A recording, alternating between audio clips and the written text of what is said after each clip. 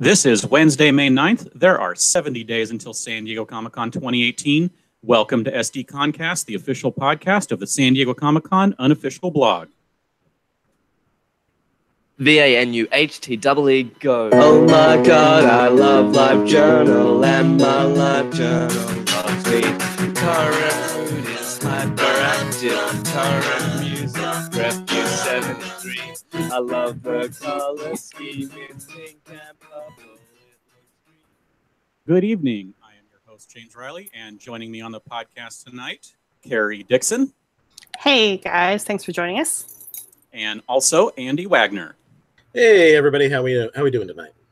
All right, so welcome to the first episode of Season 7 of the SDConCast. Our normal live recording day this year is Tuesdays, but since Kerry just got back from a vacation in Europe, we figured we could use an extra day. She could use an extra day of recovery and a little bit of recovery from that jet lag. We'll take your comments, questions at the end of the show. Tweet us at SD_comic_con or use the hashtag SDConCast. We will also be keeping an eye on the YouTube live chat if you want to comment there. All right, so first things first, we are going to get right into news that has happened since our WonderCon wrap-up show. And the first thing that this is exciting for me because I was gone, so I'm kind of like, once I just get to sit here for a while. Like, all this new stuff. So the first big thing was during press for Infinity War, Kevin Feige of Marvel Studios said Marvel Studios won't be doing a Hall H panel. And thus, the wait for Saturday just decreased by a full day. So this is pretty big news, right? There's more to it, though, because he did say that they will be there.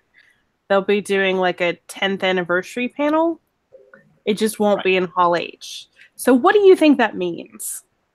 They're good. They're just going to do their normal stuff on the show floor where they have like props and they show videos and they may premiere a trailer, or if they're announcing something, they'll have it, on the floor like on Saturday only, or just the usual stuff that their booth does. They may have a few smaller panels for some other things, but those really aren't.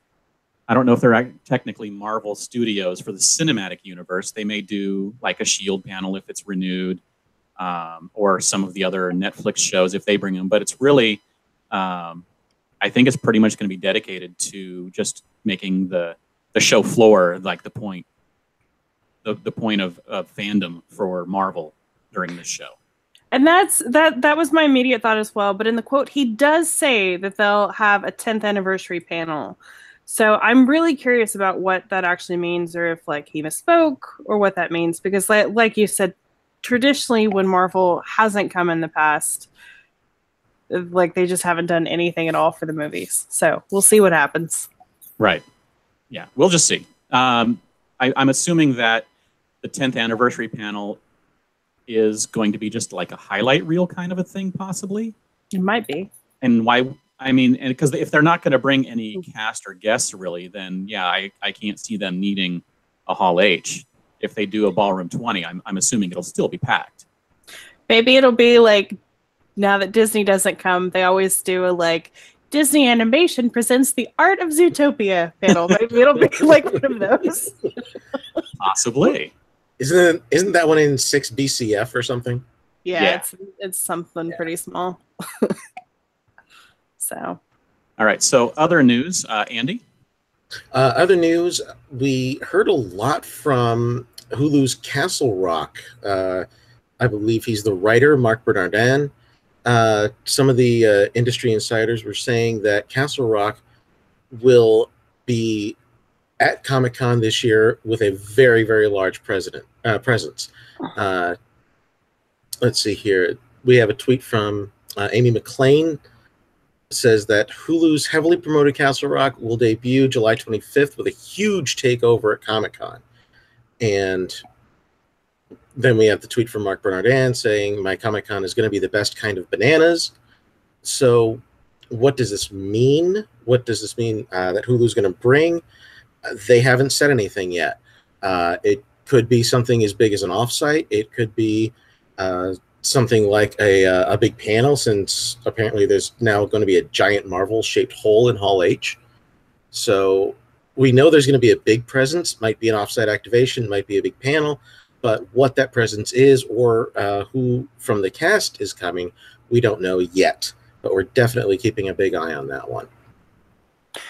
And Hulu went fairly large last year with Future Man. I don't believe that they had a dedicated offsite specifically for Future Man, but they had some stuff over at the Nerdist offsite. They did some stuff over at the IMDb boat. So it makes sense to me that Hulu would want to go a little bit bigger this year. It's interesting, though, because they actually have some other stuff that they could bring as well. In the past, Hulu's typically only brought like one series. Like I said, last year they brought Future Man. In the past, they used to bring that The Awesomes animated show. They've done some stuff with that. Yeah. But they've got some other stuff that they could bring. Like, again, they could bring Future Man back. That got renewed. They've got Marvel's The Runaways. They've got an upcoming Blumhouse horror series that they could do. So it'll be really interesting, I think, to see what Hulu does this year.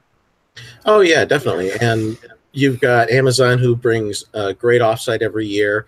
Netflix showed up last year in a pretty big way, so Hulu's going to try to keep up. For sure. So other news was the Her Universe fashion show we already knew was returning, but we got a lot of details about it at WonderCon, including the fact that they were opening up submissions for those under 18, which hadn't been allowed in previous years. It looks like the submission deadline has already passed. So basically, the information is that it will be on Thursday, July 19th at the Hyatt. No announced time, but it usually starts around 6. So look for that on Thursday. It's a great offsite if you have no tickets or anything else to do on Thursday. You get to see all of the early, like these designers who, they basically do something for this show. And then they get a job with Hot Topic and Her Universe for the next year, which is really cool. And if you've got kiddos who are at all interested in fashion, this year they're also doing a junior competition. So I'm very much guessing that they'll be showing off some of the junior costumes there as well. Yep. That is the truth. And if we want to move on, the Entertainment Weekly party tickets for charity have gone on sale. Entertainment Weekly is holding a contest where they want to bring you and a guest to party with them at Comic-Con. The only catch, well, one of the few catches with this one is you don't actually get a Comic-Con badge with it. So you get to go to the Entertainment Weekly party, which is actually very, very exclusive. A lot of it's basically the most exclusive party at Comic-Con. I think, quite frankly, a lot of people would argue that a ticket to this party is worth infinitely more than a badge to Comic-Con. Infinitely more. And I've seen some social media for people that would do some interesting things to get in. So this is a great opportunity if you want to check out this party. It is open to international attendees with a valid passport or visa, except if you're in the following countries: Belgium, Cuba, Iran, Iraq, Syria, Italy, North Korea, Singapore, Sudan, and Thailand. So a couple of countries there, but... The nice thing about the contest this year is in the past, it was always on Charity Buzz, which basically meant like highest bidder won. And it usually went for like several $1,000s. This year, they're doing it a little bit differently, and it's run through Omaze. And basically, it's one of those like you donate however much money you want to, I think starting at $10, and that will correspond to how many entries you get. So it's a lottery, but if you only want to spend, $10 to try for an entry instead of $5,000 to win, you can do that. So it's a little bit of a better deal for the average attendee. A little bit more manageable. Yes, this slightly. Is true. This is true. Also, this way, you would assume that they will actually raise more money for charity. Yes. Absolutely. And you only need one shot to win.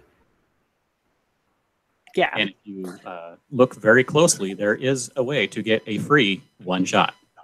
That is you have true. To follow the right link and know where you're looking on Omaze to find it. They buried it in there, but you can do it. Yeah. That's funny. We do know some other stuff. We are fairly certain that Legends of Tomorrow will be returning this year on a podcast for Entertainment Weekly. They chatted with the Legends of Tomorrow executive producer, Mark Guggenheim, who was talking about one of the actors, Maisie Richardson Sellers. And in that interview, he said, I'm looking forward to a different storyline for Maya next year. I think we're going to announce sounds really momentous, but we'll reveal our plans for Macy's character at Comic-Con this year. It's really no shock whatsoever. The series would be back. It's already renewed. It's a DC WB show. They bring everything in a kitchen sink. So that's really not a shock at all, but it's good news for fans of that.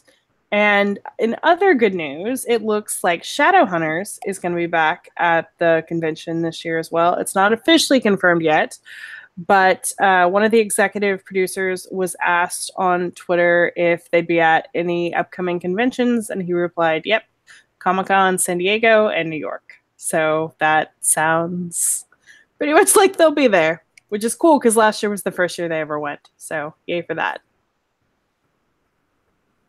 Also, didn't we see that Supergirl, Melissa Benoist, is going to be on Broadway during Comic-Con? She is. That doesn't necessarily mean a couple things. That doesn't necessarily mean that Supergirl won't go without her. And truthfully, it doesn't even mean that Supergirl won't go and she won't go. I know we've had a couple of people do Broadway runs before and still attend the convention. Zach Levi did it a couple years ago. It was that Nerd HQ where he wasn't allowed to speak. But it's happened before, so it doesn't rule out anything. It just means that it's probably a little more likely that Supergirl will go. We just won't get Supergirl herself.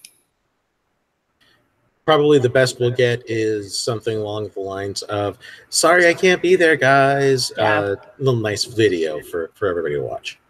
Yeah. So on the DC side of things, since Marvel won't be there, it looks like DC might be taking a little advantage of things. Apparently, Bleeding Cool reported that Scott Snyder kind of announced at Fan Expo Dallas that DC was going to have a Hall of Justice 3D virtual experience for fans.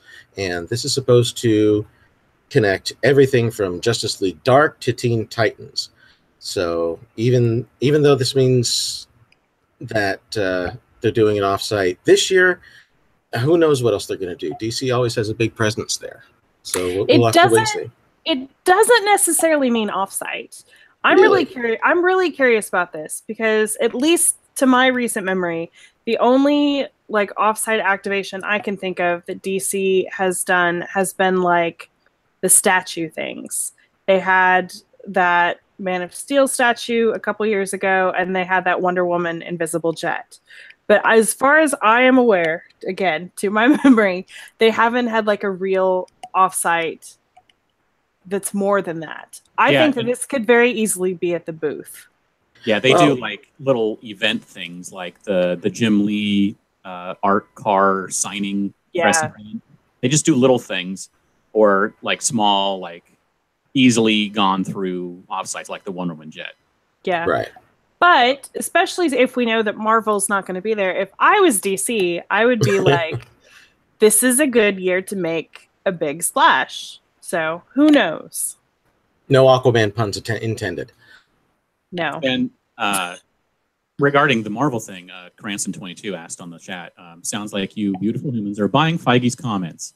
So who do y'all think could replace Marvel in Hall H? Honestly, I think Marvel could replace Marvel, and they'll give it over to Fox, most likely, like they've done in the past, or Sony, to promote Venom or one of the X-Men movies coming up, that kind of thing. I think they may do that because they've done that before. I think Fox will be our winner. And what I am so curious about is, considering that Disney Studios proper has not been to Comic-Con in many years, after this Fox sale more than likely goes through, will we still be getting Fox and Hall H after 2018? TBD. That's a good question. Well, we get Marvel. No. Yeah, we did get Marvel. We got Not every Star year. Wars that one time. No. So, So yeah. might be totally different next year, kids. David Norwood said in the chat, I was at Dallas Fan Expo. I got the impression they were talking about a booth event. That's my guess. Okay.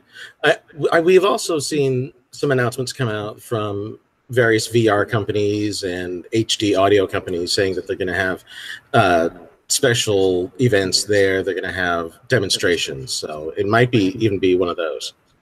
Yeah, absolutely. Some news that every Comic-Con attendee, quite frankly, needs to pay attention to is new this year, Comic-Con has added an extra hoop for you to jump through. Just Because what you we all didn't wanted, have enough. right? That's right. You all wanted something else to have to do, right? If you want your badge mailed to you, which is 99% of you, make sure that between now and May 14th, which is coming up here really quick, that you log into your member ID and click the contact info page. And on there, there's going to be a thing that says like a verify shipping address. You have to do this. It's different this year. They just added this extra step like a month ago. But you have to do this. If for some reason your address won't verify, just contact them and they'll fix it. I had to do it. They got it fixed like within 12 hours. So, but make sure you do it by May 14th or your badge will not be shipped to you and you will have to pick it up on site. Which is not the end of the world, but it's a lot easier if it's shipped to you. Absolutely. The lines are a little less these days. Yeah, a little bit. But real quickly, because I've actually had like several people ask me this on Twitter in the last week or two. As of a year or two ago, the badges will ship directly to you no matter who purchased it, so long as you're a general attendee or press or most of the categories. Basically, I think so long as you're not a guest of a pro, it will ship to you directly to you no matter who purchased your badge. So, in some other news, I think we all know that Hotel Apocalypse happened, and that was a thing. It's always a thing. I felt like it went pretty well this year, though. It did. I thought it went great. I think it went pretty well this year. Don't worry about it. That's why. Yeah, you don't count. I get to sit back and watch. It's great. You don't count. It's really interesting to me because the further we get away from, was it 2015 that we had that was like the year from hell, James? I think so. I think 2015. I think it was 2015. 2015 hotels was like literally the worst thing that's ever happened in Comic-Con history. But the further away we get from that, the more people forget and the more people start asking, like, why is it a lottery? Why are we doing it this way? We're doing it this way because 2015 made us all pretty much want to, like, murder Comic-Con and On Peak. So it's much better now. I know it's a little frustrating waiting, like, that week to hear, especially if you're group 2. But it all just works so much better now, and hopefully you have a hotel now. I think that when we discussed about it during the we discussed it during the WonderCon podcast, but I think it boils down to one of the main things that Comic-Con and On Peak need to do is just communicate better. Yes. Honestly, one thing: give a confirmation email that your entry has been submitted. That's fairly simple as far as I know. Yes. That should happen. I mean, that's something that's and it used to happen. It used to happen. Like under the old system, you used to get like a recap email of like, here's what you submitted, but they don't do that anymore. And they need to do that. And I think if people get that, it will kind of ease their worries that, you know, it's all this nebulous thing that happens in an on-peak office. We can't even guarantee it happens in a computer. I mean, they may just print it all out and throw dartboards at a wall. We don't know because they don't reveal anything. We just get the entry form and an email when it's over, and that's it. Yeah. And we need a little bit more from them. Yeah, no, I agree. And there's other things too that they could do to like clarify. Like there's always a question every year of like, if I accept this hotel, will I still be on the wait list? If I don't accept this hotel, will I be on the wait list? Like there's just so many questions that could be answered in like a 5 FAQ. Yeah, a 5-question FAQ, and they just won't do it, and it's frustrating. So, but overall, it's going much better. And if you don't have a hotel, remember that the remaining hotels are open to the public. And as we tweeted earlier this morning, there's a whole bunch of non-downtown hotels available right now, and a lot of them are on the shuttle route. There's even a couple over in Coronado, and we got the Coronado ferry scheduled today, so you could ride the ferry. So you have options. You don't have to sleep on the ground. Yeah. I even saw like a Friday night at the Sophia half a mile away. Yeah. So That's things awesome. pop up. I saw someone else the other day, say they got, I think it was either the Hyatt or the Bayfront, just randomly refreshing that site. So as people cancel, things will pop up. Yeah. Yep. So the other lottery that's going on right now is for parking. The Ace Parking Lottery started a couple of weeks ago with Group 1 and then 2, and the convention center sold out in Group 1, and most of the Bayfront except for Wednesday sold out this week in Group 2. So Group 3 is next week, and it goes through Group 6 each week starting on Monday morning at 10. And then on, I think it's June 12th, the open to the public, which with everything that's left. And usually there's everything except for the Bayfront and the convention center left, or at least a majority of that. I'm curious to see what happens this year. They have sold out a little earlier this year, and I wanted to talk about that for a second. Yeah. My personal theory for why they've sold out earlier is that because Ace put in the safeguards to where like you couldn't submit like 100 email addresses to try for the lottery. I think we have more real people now. So I think that there's less like, oh, my 97th email entry got through, but I don't need it because my 8th got in. I think that, again, there's just more real people buying. And so the parking's actually going to more real people. So the parking's going to go a little bit faster. But like James said, almost all of the lots in the past have always been open by the time it opens to the general public. I wouldn't worry too much about more than like another lot selling out. There will be parking. There's always parking. Yeah. Yeah, always. And also remember that even the convention center has a very limited amount that are available day of. If you want to risk trying to show up at 4 or 5 a.m. for, I think they open at 5 a.m. Yep. Yeah. Try and get a spot just showing up day of. So, I mean, that's still an option if you don't get it. It's, it's risky and it's really crowded, but you can try.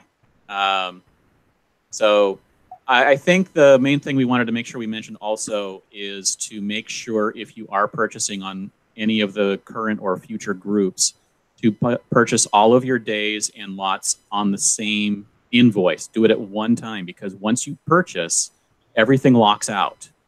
Yeah. And if you already purchased... Yeah, after you purchase, it'll show everything is sold out. So if you've already purchased and a friend is like, hey, what's left? And you go and you look and it says everything is sold out, that doesn't actually mean everything's sold out. Yeah. So, and if you did accidentally hit the purchase and you forgot a day or two, you can contact Ace via email, and they will hopefully, because they have in the past, fixed things for you. They're usually very helpful. Let me just put it this way. If I had a choice between dealing with OnPeak's customer service and Ace's, I know which one I'd pick. The one that responds? Yeah, that one. All right. So that's the major news that came out. Now we're heading into the offsites that we have announced so far, which is there actually are a few. There are. In fact, there was one today that I'm actually so excited about. I love Crazy Ex-Girlfriend, and if you haven't seen it, all 3 seasons are on Netflix, and you can watch them between now and Friday if you hurry.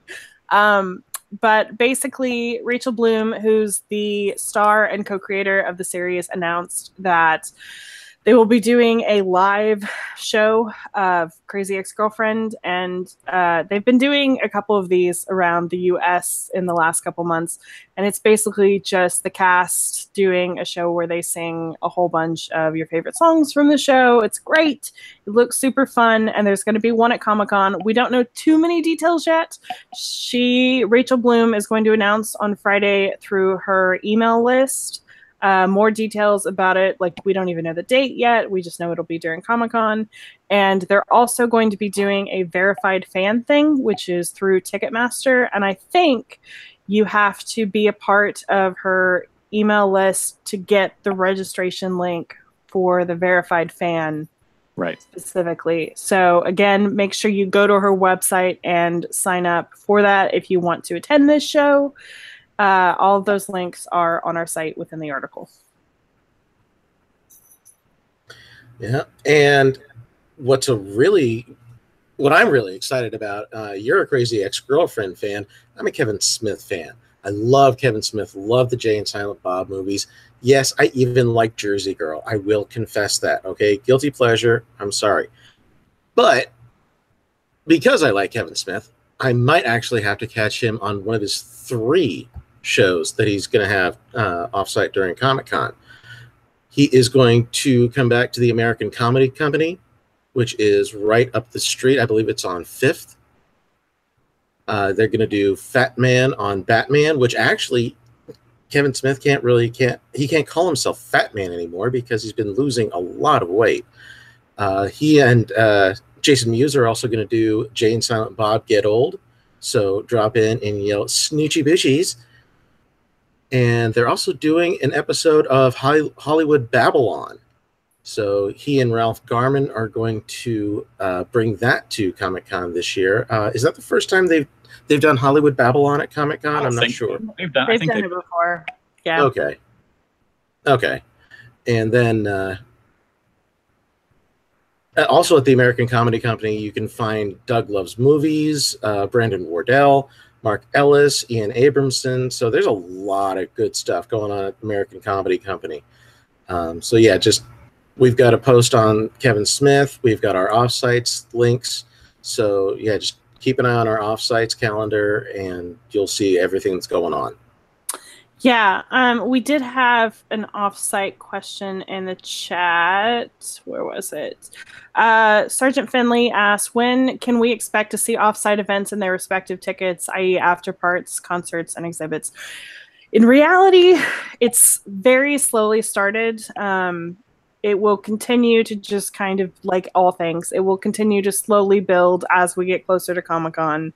And then right before Comic-Con, it's always just like a cascade of like, here's the last minute things. In fact, sometimes during Comic-Con, they announce like, hey, we have events going on tonight, at which point we no longer care, but you might. Yeah, but basically just pay attention. Yeah, and if you go to our offsites calendar, we're constantly refreshing it.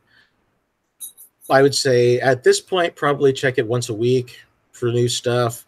As Comic-Con gets closer, check it more often. We'll have everything we know about listed there too.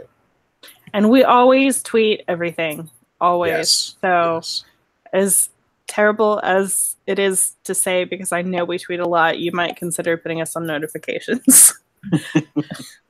It only gets bad in June and July, because I've got the notifications on. It only gets bad in June and July. Yes. Okay. So real quick, any other questions that we're not going to get to in a little bit?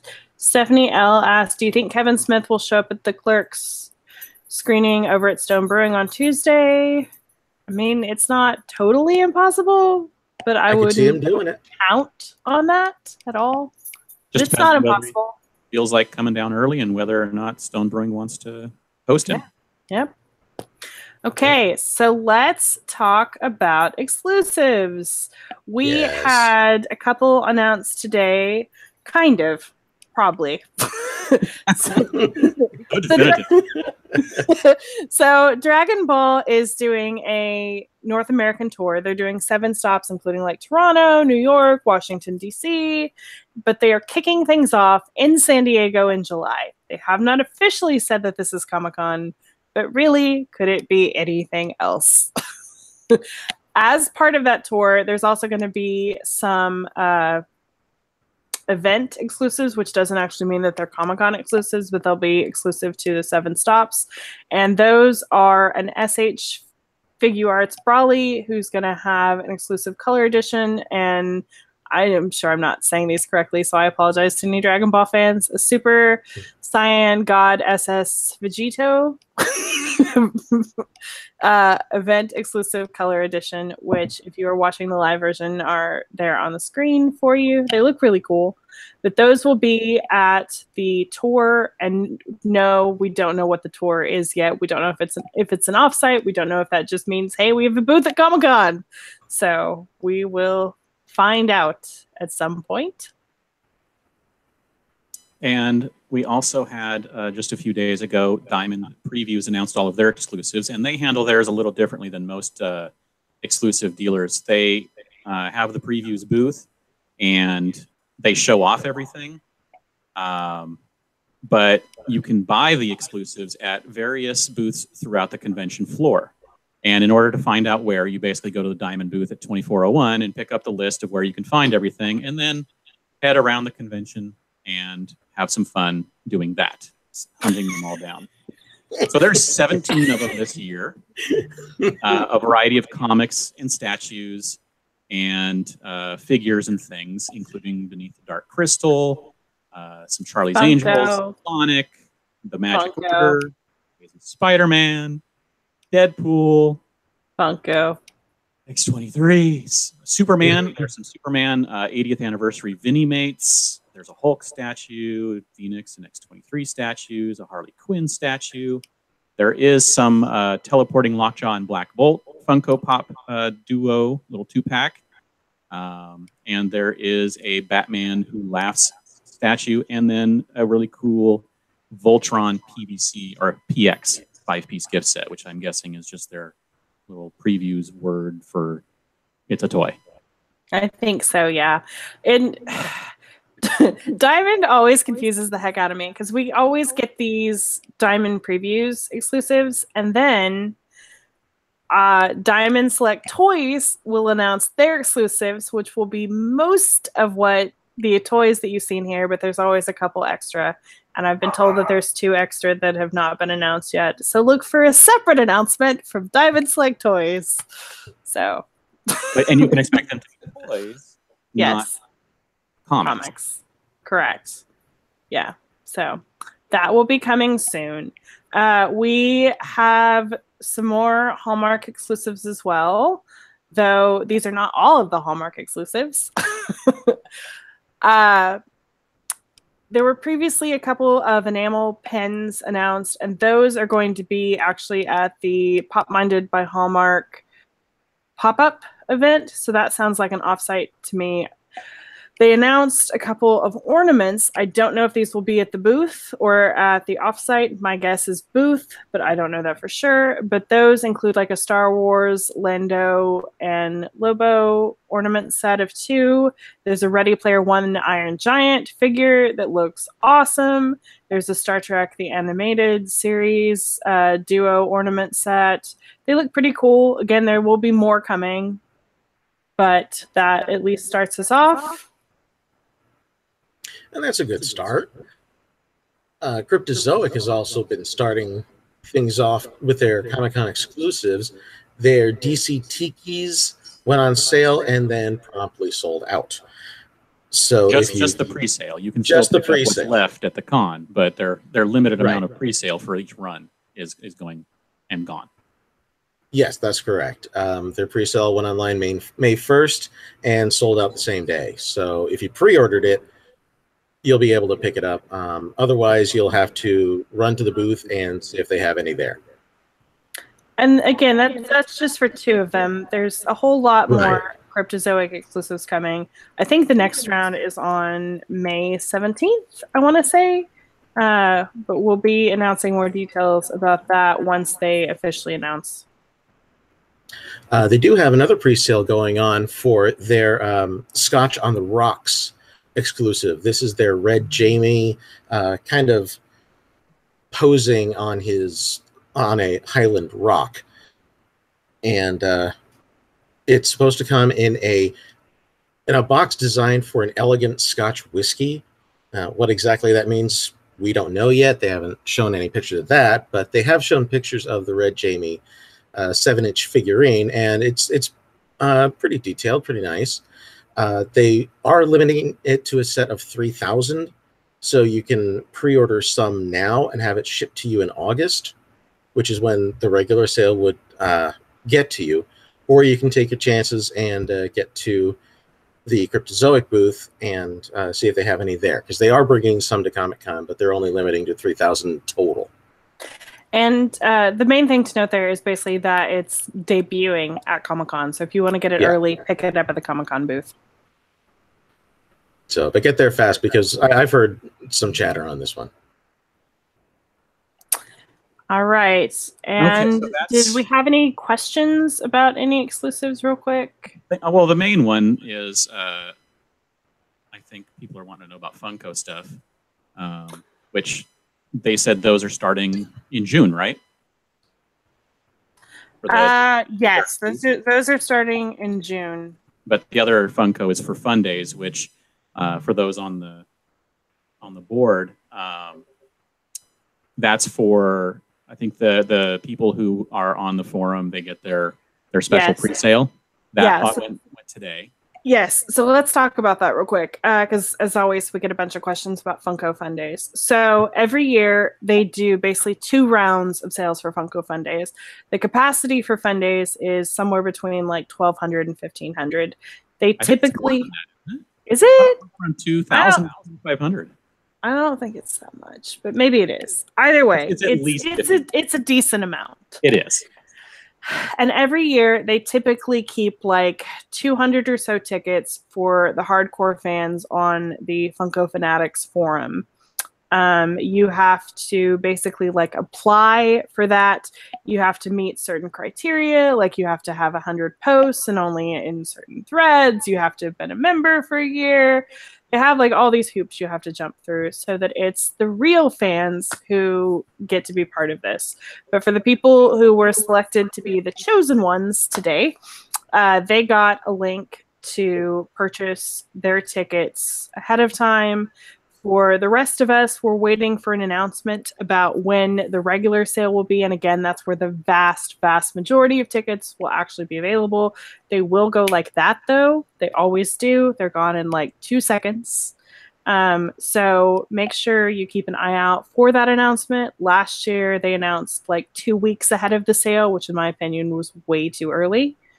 They should announce like a day ahead. Everybody's already ready anyway. Yeah, pretty much. But so we're just waiting on that announcement. We don't have any other news to share other than that. But once that announcement comes, we'll post all the relevant details.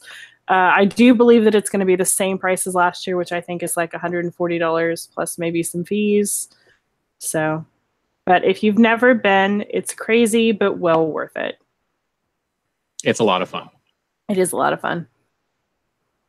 I'm not sure about the Harley Quinn rope dancer hanger off the ceiling lady last year. That was a little bit of a weird start to the show. I could have done without the Oompa Loompas. Or was that 2 years ago? I've never been, so apparently I'm missing out. Yeah, you've missed out on the Oompa Loompas and the Harley Quinn hanging from the ceiling. That's what you've missed. Okay. All right. So that's it for exclusives and other news. Actually, guys, I see there's a question here on Twitter. John McCauley asked, are exclusive on pre-order for pickup at SDCC? Help a newbie.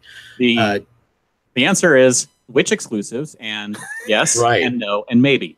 Yeah, so basically the answer is it depends. Yeah.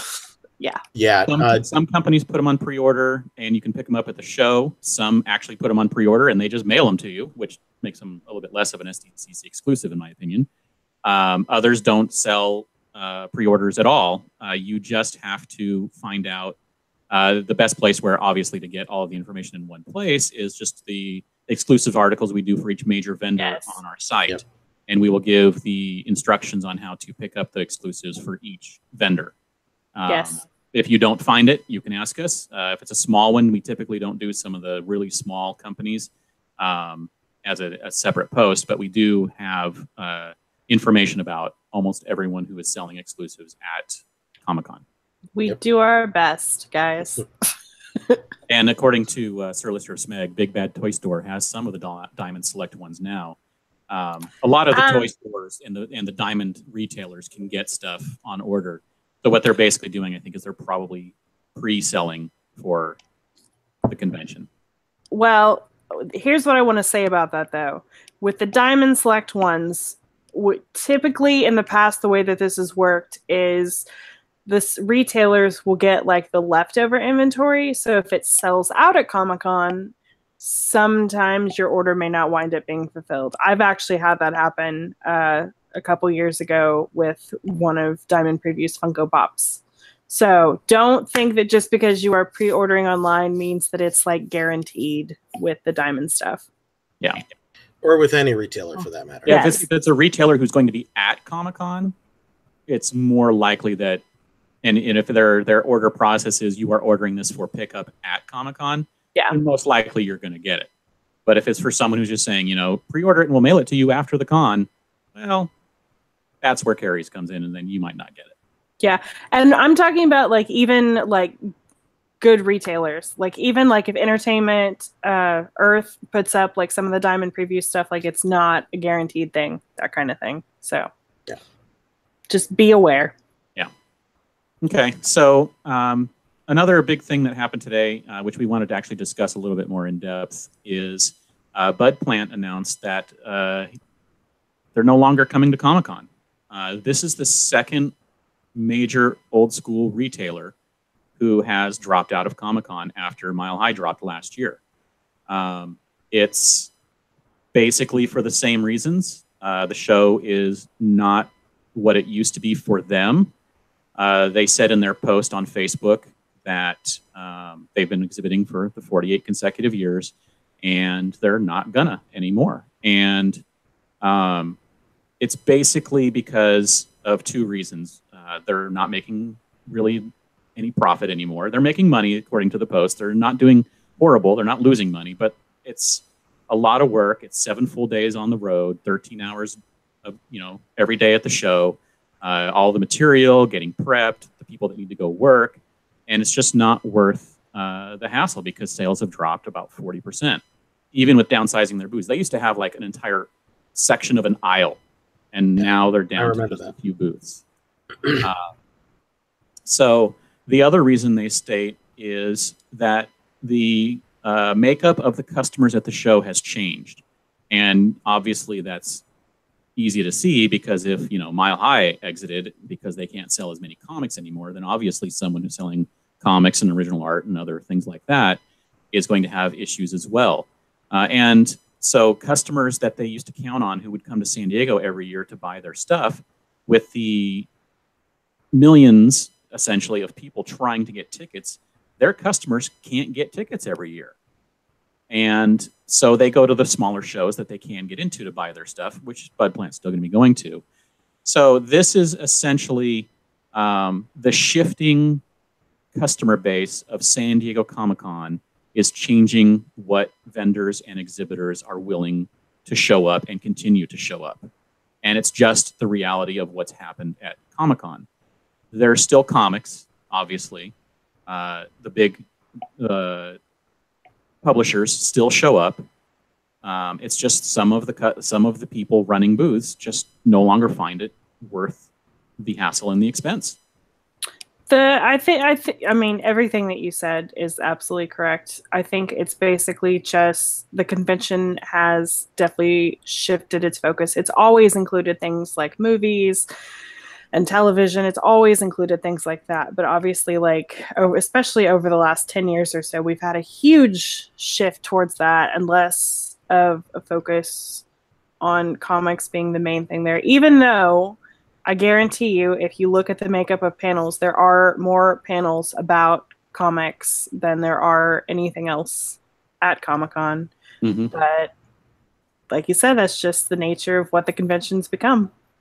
And it's not necessarily, I mean, it's the chicken and the egg. Did the fans change because more studios brought stuff?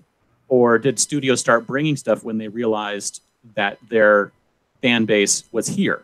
And then as they started coming more and more people who were willing to go just for the movies and TV, started getting tickets over people who wanted to see the range, from comics and TV and toys, or maybe comics and toys only, or comics and movies.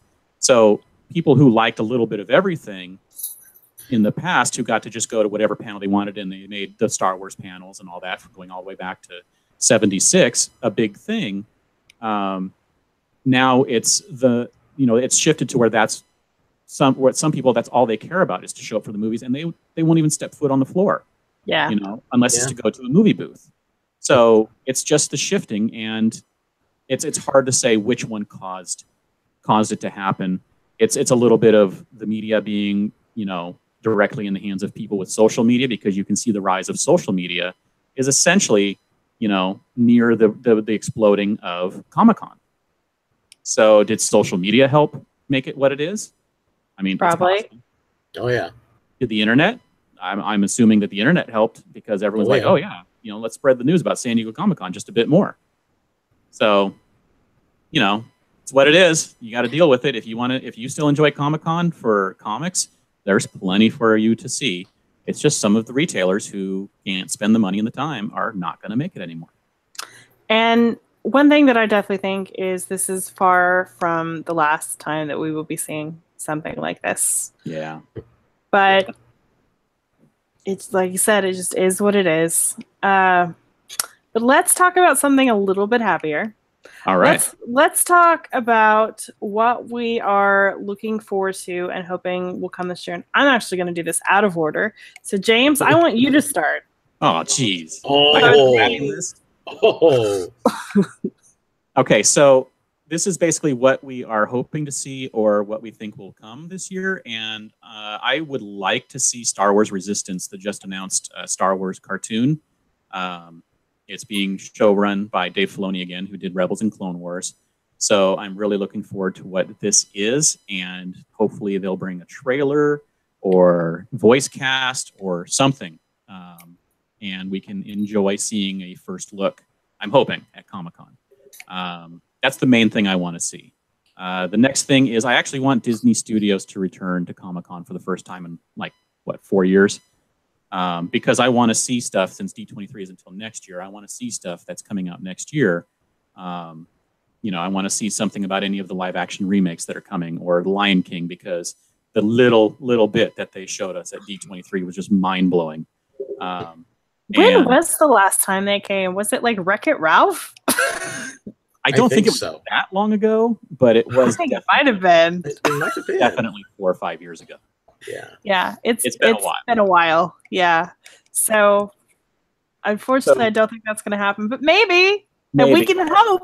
I don't think it's going to happen either. I'm gonna like you mentioned, there'll be the art of panel for one of the Disney cartoons, and there'll be, like last year, 2 years ago, they had a Beauty and the Beast 25th anniversary panel for the re-release. So I mean, there's going to be something Disney related, but I don't think it's going to be an actual studio presence. Yeah. As for what I am expecting to see, I'm going to say I am expecting to see pretty much more of the same. I think most of the studios will show up that have shown up in the past years. WB, CW, all of that stuff I'm expecting to see. I think because of the Castle Rock, I think Hulu is going to be a little bit bigger presence than they normally are. As far as comics, I can't see really anything earth-shattering coming out of comics, because they usually announce stuff at different conventions throughout the year as stuff is ready. So something may get announced, but it won't be like a massive industry-changing thing. Those things typically don't happen in comics because, throughout the year they'll get announced at Chicago and Comic-Con and New York Comic-Con, and they kind of spread them out. Yeah. So I think essentially it's just going to be more of the same. And it's just, there may be something a little special here and there. You never know, though. Like last year, we got Netflix, which none of us expected Netflix to go as big or as amazing. As I know they went from nothing to top 3 offsite for the year, basically. Yes. So I personally am very much hoping that Netflix returns and does some more amazing things. That's very high on my list of things that I want to happen. Some other things that I'm really hoping for are like Mr. Robot, Legion. Truthfully, I really want Umbrella Academy to come, even though I think it's like just now filming, so it's probably too early. Solely so that we can have more Gerard Way to drive Lisa on our staff up a wall. All the Gerard Way things, please. And I would also love another amazing Westworld offsite. But at this exact instant, the thing that I am truly most excited about is Crazy Ex-Girlfriend. And for two reasons. One, I freaking love Crazy Ex-Girlfriend. And two, just like James was talking about, Comic-Con so often, especially on the panel side, it's just like, it's the same. And I know that like the programming team does an absolutely amazing job, like praise to that team. But you get the same panels in and out. So anytime anything new comes, like even if this is just an offsite and not actually a panel, like it's just so exciting to me to have like, oh my God, it's fresh blood at Comic-Con. Like this is cool. So I'm so excited that a show that's about to go into its 4th season is actually doing something for the first time at Comic-Con. So yay. Very cool. And you mentioned that 10th anniversary panel too earlier. Yeah. I'm just really curious to see what the heck that is. But Andy, what are you excited about? Well, I'll tell you what. I am a clock blocker. I am a huge Timeless fan. I love the show. I think it's really great for us. Very timely, very culturally significant. And I would love to see another Timeless panel come back and say, yes, the show's renewed. Yes, we're coming back. It's going to be awesome. Here's a show. And that's what I'd love to see. But it's still up in the air. We're still fighting to get that show renewed. So I don't know. We'll have to see what happens. The social media fight continues there. Another thing I'm anxious for is I've only been coming to Comic-Con for, I want to say, the last 5 or 6 years. And every year, Ballroom 20 on Saturday morning, first thing was Once Upon a Time. And it was consistent every year. Now that Once Upon a Time isn't coming back, I want to know what's going to happen on Saturday morning in Ballroom 20. I don't know what that panel is going to be, but I'm just kind of curious. And then the next thing I'm looking forward to is Gerard Way, for exactly the same reasons as Kerry, because it drives Lisa insane. And I love MCR. You know, my emo stepdaughter and I bond over MCR. She loved it when I followed him around the one year. Hey, My Chemical Romance was the bomb. It was. That's fine. It was. I mean, if you don't jam out when the Black Parade comes on the radio, something's wrong with you. Right. You know, there's something dead inside, and I just want to hug you. Okay.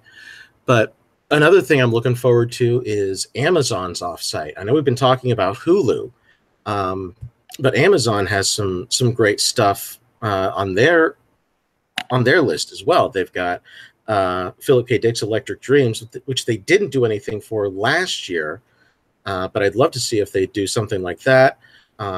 They've combined a lot of their stuff into an activation, and I really think that now that you've got Amazon, who always shows up every year, bringing a great offsite, Netflix brought their game last year, and now Hulu is teasing the whole Castle Rock thing.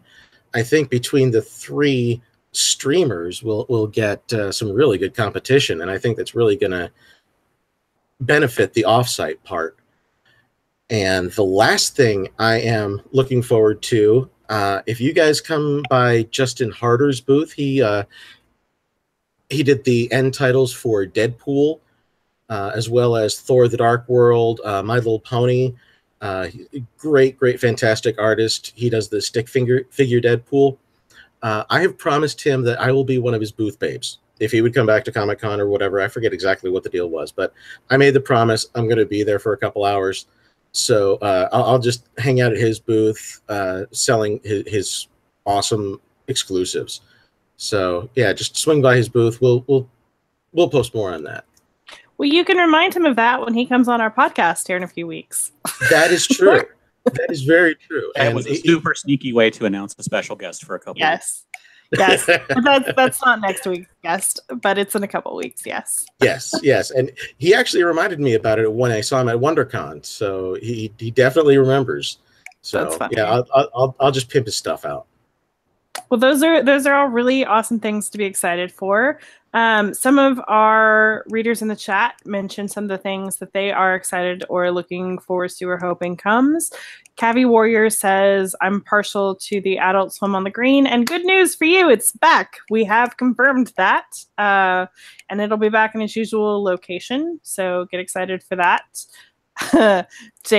James Binder, always my favorite, said the Ferris wheel, which, yes, please, if ever we have a Mr. Robot offsite again, I'm still rooting for the Ferris wheel, damn it.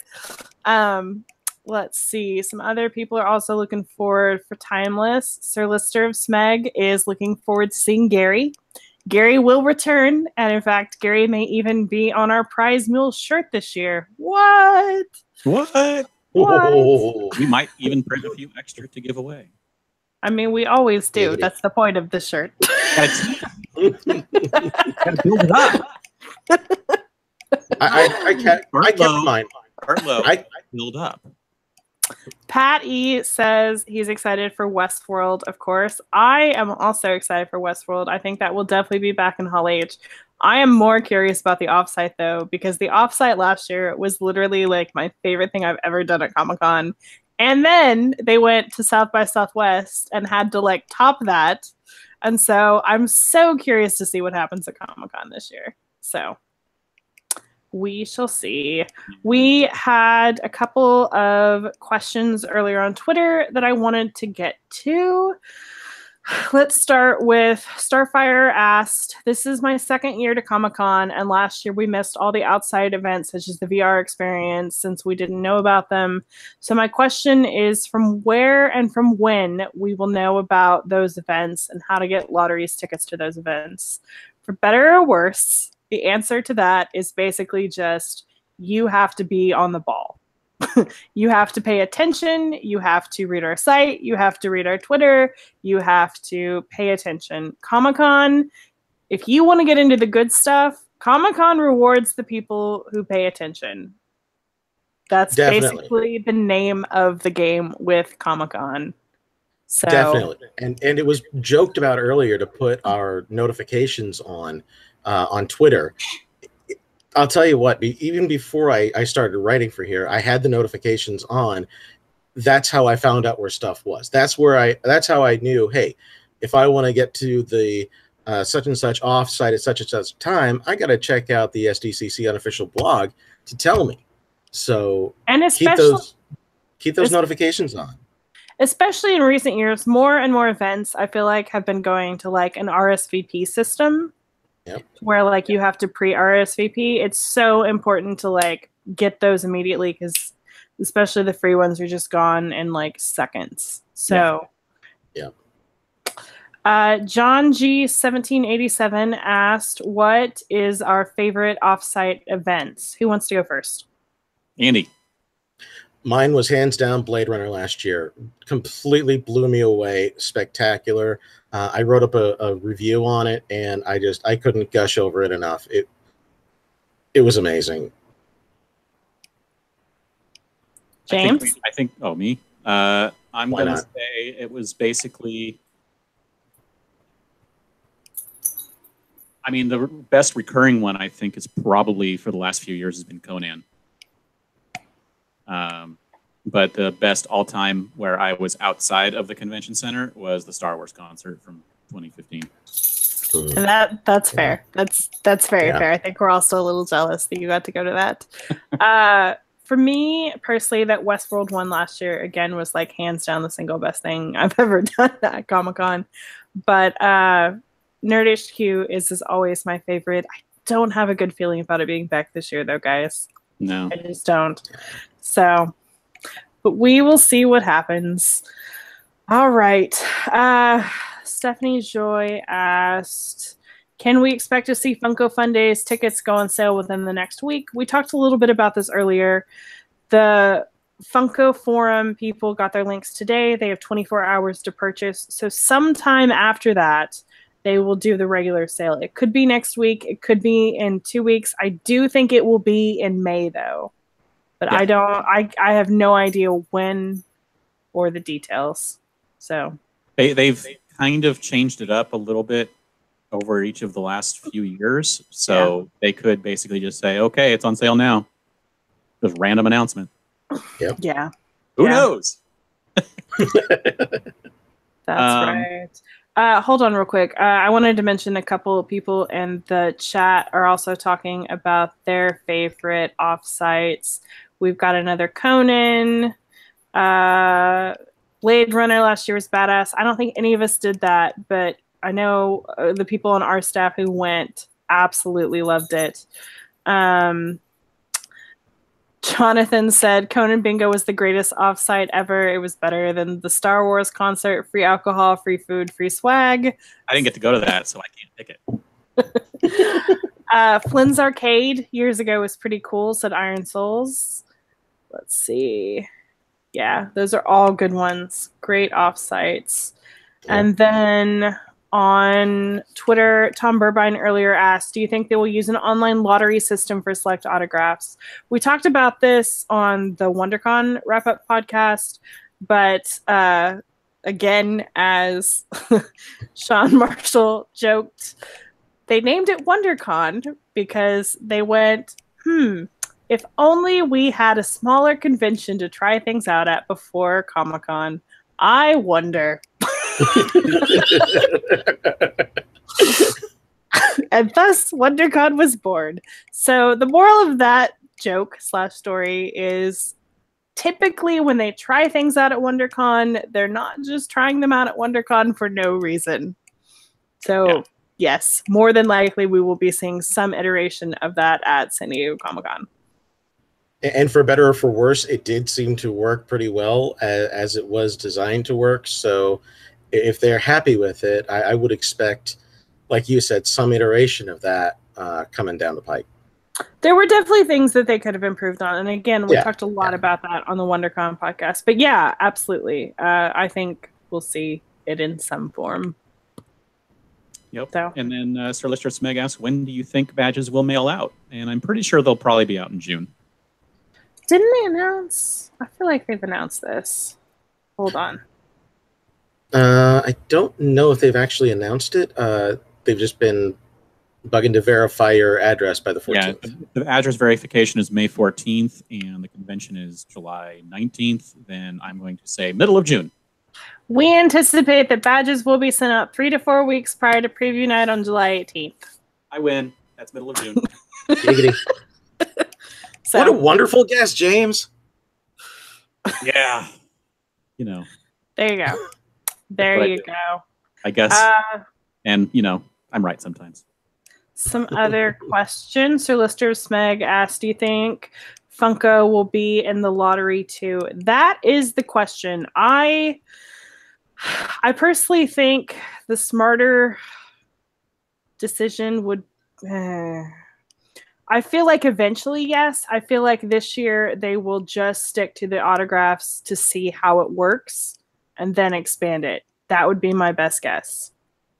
I think in the Q&As that Funko holds, they have said that there are anything to do with that, because they're asking me if they're going to go with a lottery system or whatever at Comic-Con, and Funko is basically saying that's up to Comic-Con. That's not their call. Basically. So as always, I call total bullshit on that. Because here's the thing, okay?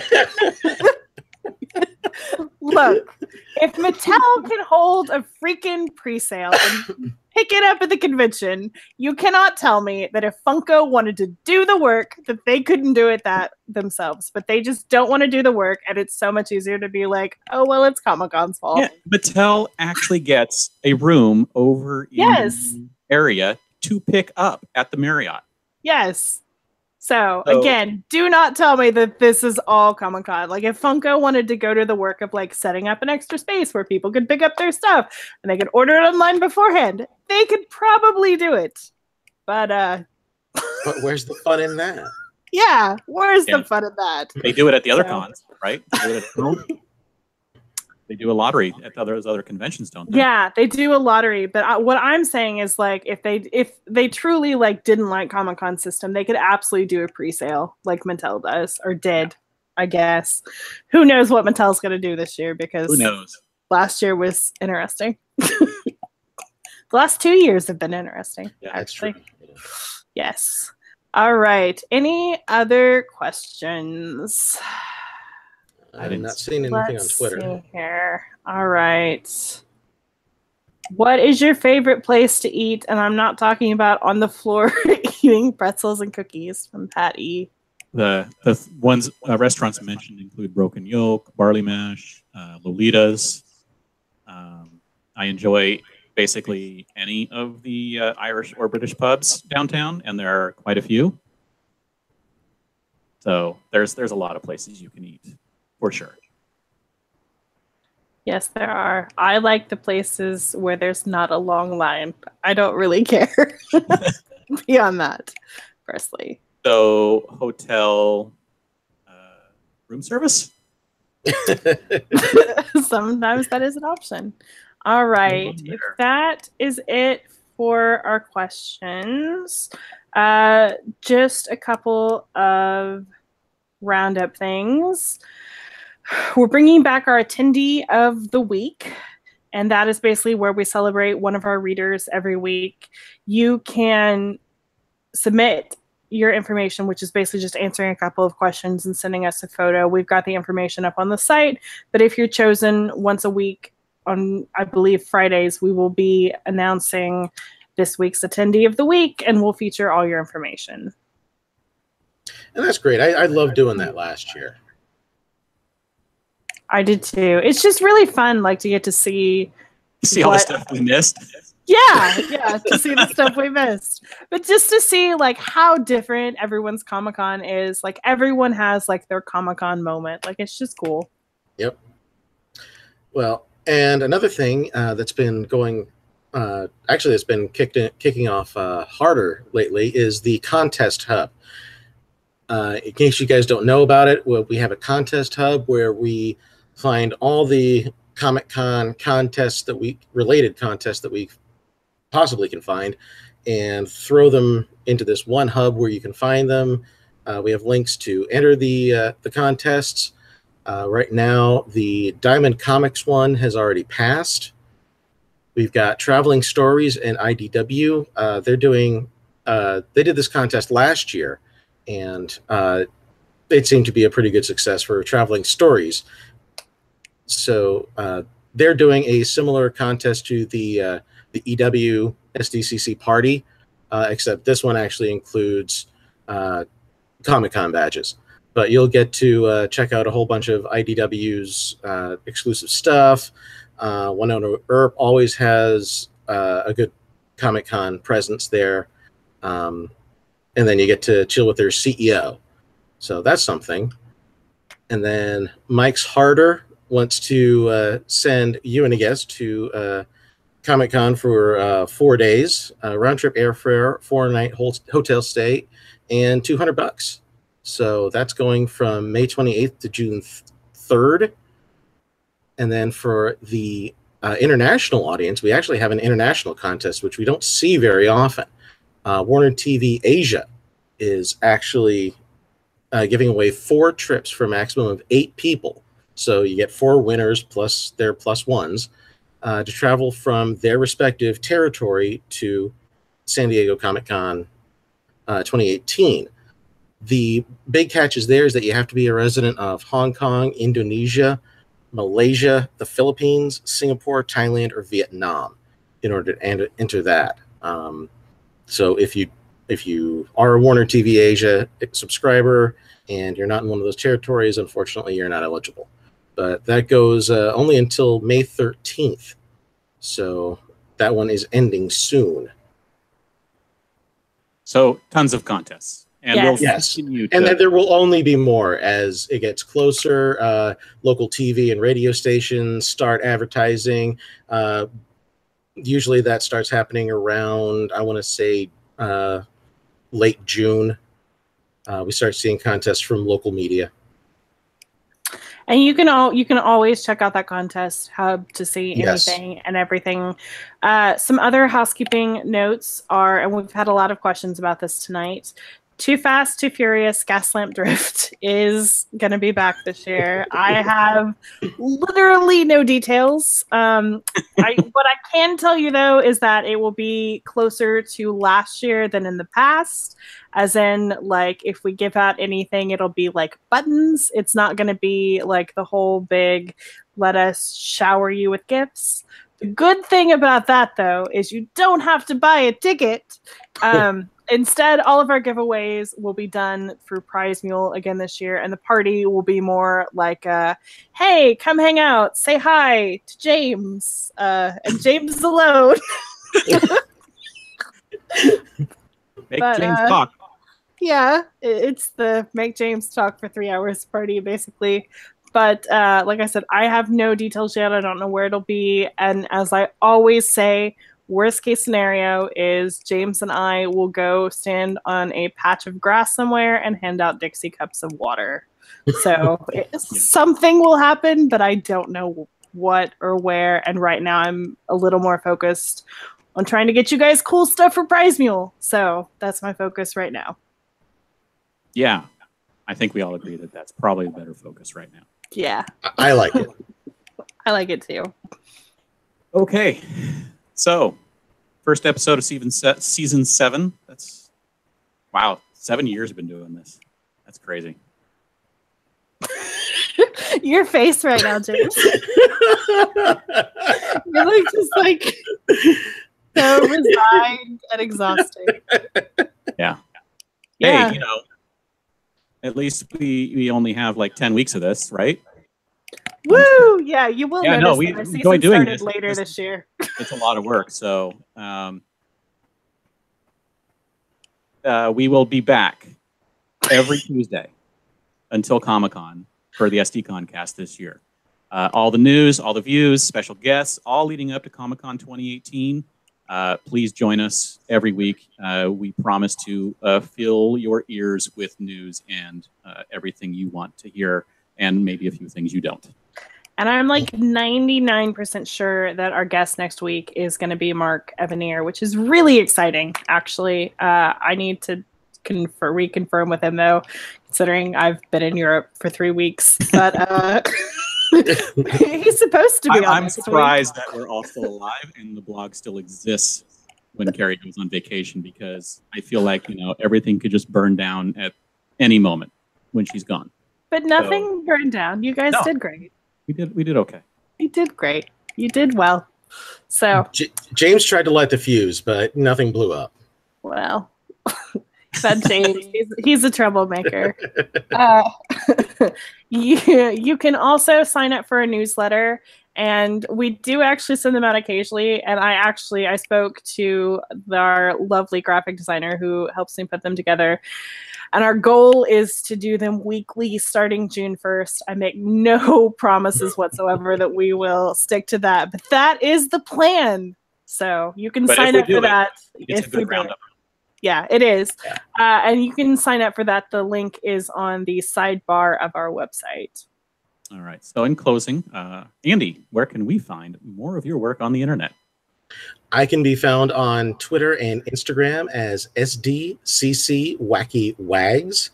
And Kerry, where can we find more of your work on the internet? You can find me on Twitter at Kerry Dixon, if you can spell it. James, where can we find more of your work on the internet? I am everywhere on the internet as Dan Regal, and you can check out geek.photo.com for photography from my wife and I. Woo. Woo. We are on iTunes. If you'd like to subscribe, the links are up in the blog, or you can search for SDConCast. If you like what you've heard so far, please review us. We're also on Stitcher Radio. The link is going to be in the show notes.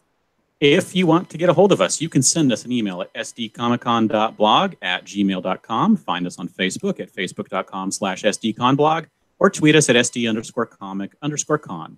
Also, thank you to Beth, our producer, for putting together the slides, editing the show, and all the other little things that get this podcast done, including making sure I'm sitting here with lights on and things like that.